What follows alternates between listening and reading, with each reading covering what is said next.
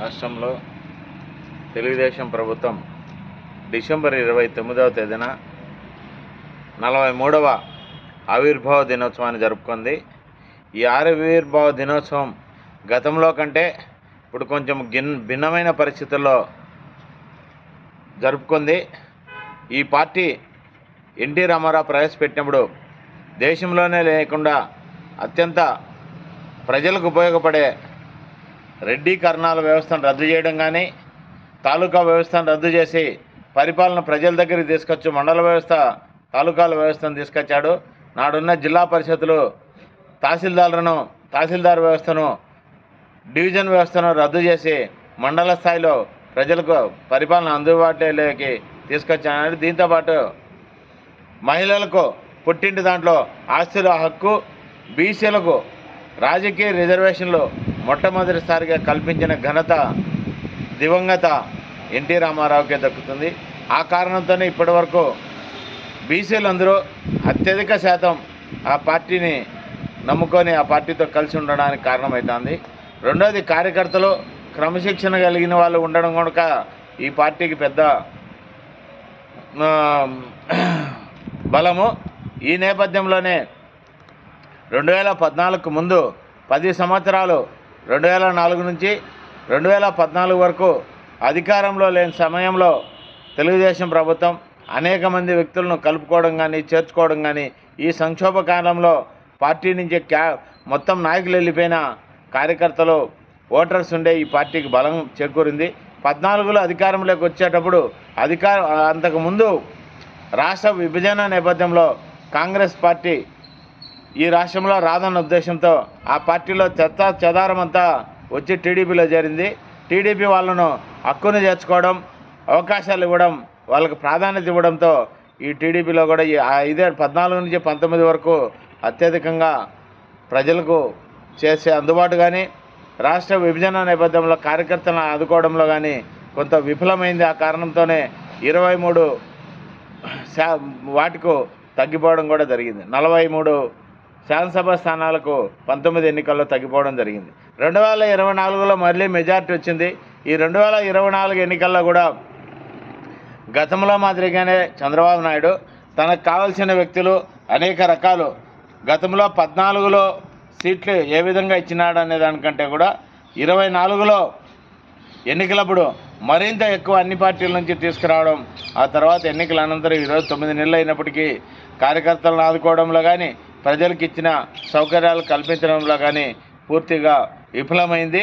పరిపాలన, పరిశ్రమలు, పెట్టుబడులు, ఉపాధి అవకాశాలన్న ఒక రొటీన్ కార్యక్రమాన్ని రోజువారీ కార్యక్రమంగా చంద్రబాబు పెట్టుకొని తిరగడం తప్ప రాష్ట్రంలో పరిపాలన ఏం జరుగుతుంది, ప్రజలకు ఏ విధమైన సౌకర్యాలు జరుగుతుండే, ప్రజలకు పరిపాలన అందుతుందా లేదా, పార్టీ కార్యక్రమాలు ఎట్టుంది, పార్టీ ఎట్టుండదనే పూర్తిగా ఆలోచించడంలా.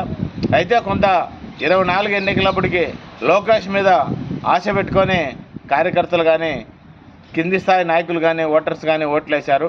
ఎన్నికల అనంతరం తండ్రికి తగ్గ తనయుడు అనిపించుకున్నాడు తప్ప తాతకు తగ్గ మనవడుగా ఎక్కడ లోకేష్ ప్రజల్లో అభిప్రాయాన్ని పొందలేకపోయాడు. ఆ కారణంగా రాబోయే కాలంలో తెలుగుదేశం పార్టీ మీద కనుక ప్రభుత్వం దృష్టి పెట్టకపోతే ఈ ఎన్డీఏ కూటమిలో పూర్తిగా పార్టీ సర్వనాశనం అయ్యే పరిస్థితి ఉంది.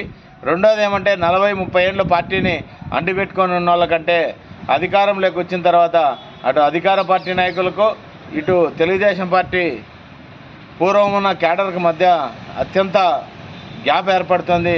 తెలుగుదేశం పార్టీ కార్యకర్తలు కానీ, నాయకులను కానీ తొక్కడానికి, వాళ్ళని అణిచివేయడానికి ఎక్కువ సమయం కేటాయిస్తారు తప్ప వైసీపీ కానీ గత ప్రభుత్వం చేసిన అక్రమాల జోడికి పోయే పరిస్థితి తక్కువ ఉంది.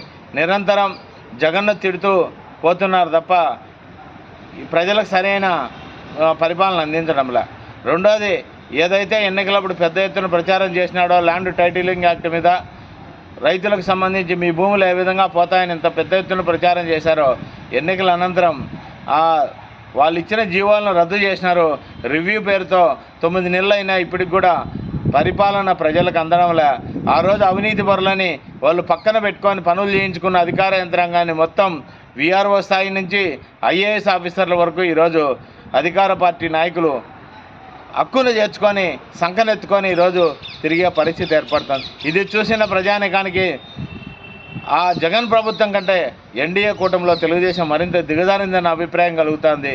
అదే కాక జెండా ఏదైతే పచ్చ జెండా ఉందో 24కు ముందున్న పచ్చదనం 24 తర్వాత ఎన్నికల ఈ 9 నెలల కాలంతో అనేక రకాల రూపాంతరం చెంది అసలు జెండా రంగే మారిపోయిన పరిస్థితి ఈరోజు కనిపిస్తూ ఉంది. ఎక్కడైనా శుభాకాంక్షలు కానీ కార్యక్రమాల్లో కానీ నాయకుల గురించి వేసే బ్యానర్లలో కానీ దాని పల్చదనం పరిపాటిగా కనపడుతూ ఉంది.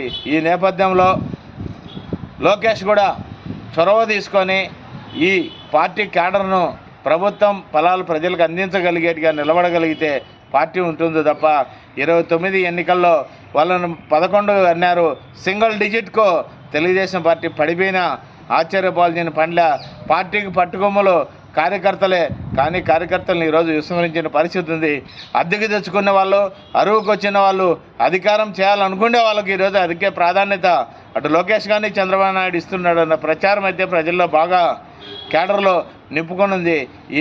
ఈ భావనను తొలగించడానికి ప్రయత్నం చేసి తెలుగుదేశం పార్టీ నెక్స్ట్ రాబోయే కాలంలో ఈ 4 ఏళ్లలో పార్టీ కాపాడుకుంటుందో సర్వనాశనంగా పార్టీ చెడిపోవడానికి చేస్తుందో ఇది లోకేష్ చంద్రబాబు నాయుడు అవలంబించే విధానాల మీద ఆధారపడి ఉంటుంది.